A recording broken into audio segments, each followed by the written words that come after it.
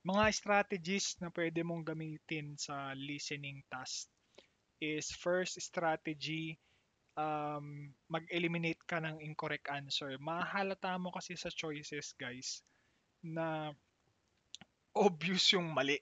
So, elimination. Imbes na apat na choices yan, meron kang 25% para na chance na, kunwari, nanguhula ka, meron kang 25%.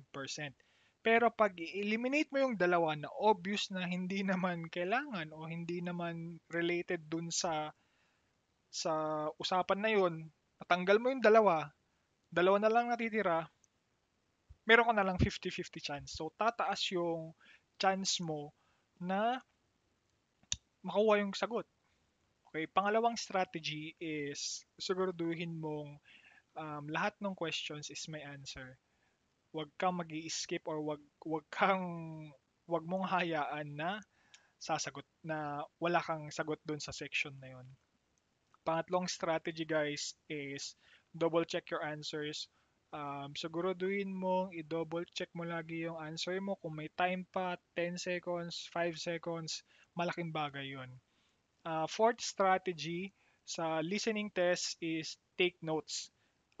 Dito sa listening exam na to, labanan ng notes to.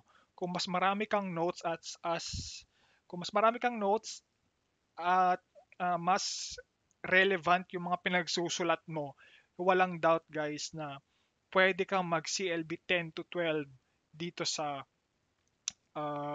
listening. Ngayon, sa exam kasi, dalawang paper lang ang ibibigay sa'yo at hindi ka pwedeng humingi ng extra. Kailangan punuin mo muna yung isang sheet na yon, tapos ibibigay mo sa kanila, papalitan nila ng isang sheet. Ganun yung galawan sa exam.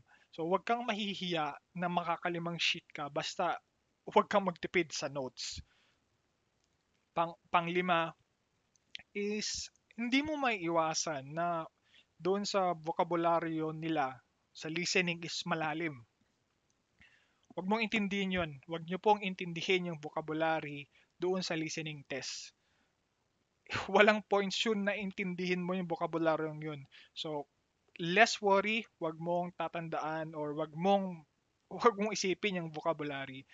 And last na strategy, kailangan marunong kang makiramdam or marunong kang mag-identify kung yung sentence na yon is paraphrase or summary. Hindi kasi nila diretsong sasabihin na ganito. Hindi one is to one.